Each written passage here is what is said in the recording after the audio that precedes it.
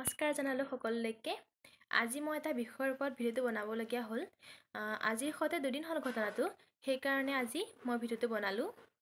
আজি মই ক্লাছ শেষ হোৱাৰ পিছত কলেজৰ পৰা ওলাই, যিহেতু কলেজৰ পৰা ডাইৰেক্ট গাড়ী পোৱা নাযায়, সেইকাৰণে কলেজৰ পৰা কলেজ ৰোড হৈ মেইন ৰোডলৈকে অলপ খোজকাঢ়ি আহিবলগীয়া হয়।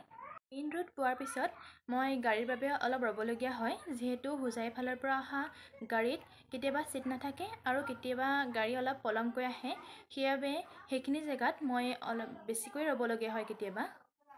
আজি গাড়ীৰ বাবে ৰৈ থাকোঁতে মই এটা ঘটনা দেখিলোঁ। ঘটনাটো হ'ল যে এখন স্কুটিত দুজনী ছোৱালী কলেজৰ ফালৰ পৰা মেইন ৰোড পাইছেহি।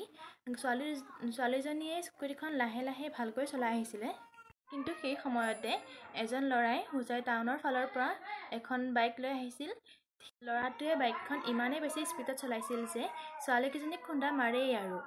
ভগৱানৰ কৃপাত কেনেকৈ নাজানো, ছোৱালীকেইজনীও সিফালে আঁতৰিব পাৰিলে আৰু ল'ৰাটোৱেও ব্ৰেক মাৰি বাইকখন ৰখাব পাৰিলে। ছোৱালীকেইজনীৰ দিন আজি ভাল আছিল, সেইকাৰণে আজি ভগৱানে তেওঁলোকক বচাই দিলে।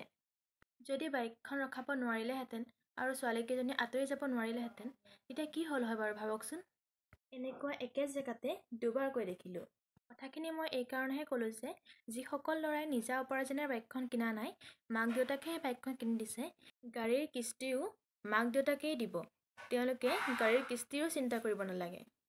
তেওঁলোকে টকাৰ মূল্য বুজি নাপায়। মাক দেউতাকে যে কিমান কষ্ট কৰি বাইকখন কিনি দিছে তেওঁলোকে বুজি নাপায়, আৰু সেইকাৰণে কিমান স্পীডত বাইকখন চলাব লাগে সেইটোও তেওঁলোকে নাজানে। কিছুমান ল'ৰা আছে যিয়ে নিজে টকা উপাৰ্জন কৰি নিজে বাইক কিনিছে আৰু পঢ়িও আছে। মোৰ ল'ৰাই এনেকৈ স্পীডত নচলায়। তেওঁলোকৰ কাৰণে যে বিনা দোষী কাৰোবাৰ মৃত্যু হ'ব পাৰে সেইটো ভাবিবলৈও তেওঁলোকৰ সময় নাই। বাইকখন চলাব লাগে আৰু যাব লাগে।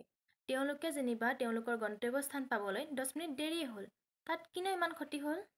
জীয়াই থাকিলেতো পৃথিৱীৰ সকলো সুখে উপভোগ কৰিব পাৰিব, কিন্তু মৰি গ'লেতো একেবাৰে শেষ। তেওঁলোকৰ কাৰণে কিছুমান মানুহে ৰাস্তাত গাড়ী চলাবলৈও ভয় কৰিবলগীয়া হয়। মোৰ নিজৰো স্কুটি আছে, ময়ো চলাব জানো, কিন্তু মোক স্কুটি লৈ কলেজ যাবলৈ মায়ে নিদিয়ে।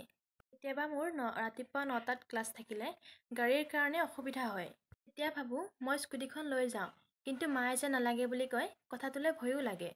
কিন্তু যেতিয়া এনেধৰণৰ ঘটনাবোৰ দেখোঁ তেতিয়া ভাবোঁ মায়ে যি কয় ঠিকেই কয়। আৰু এই কথাখিনি মই সকলো ল'ৰাকে কোৱা নাই দেই। কোৱা কথাখিনিত চাগে ক'ৰবাত ভুলো হৈছে, আপোনালোকে বেয়া নাপাব দেই। আপোনালোকে মোক ক্ষমা কৰি দিব দেই।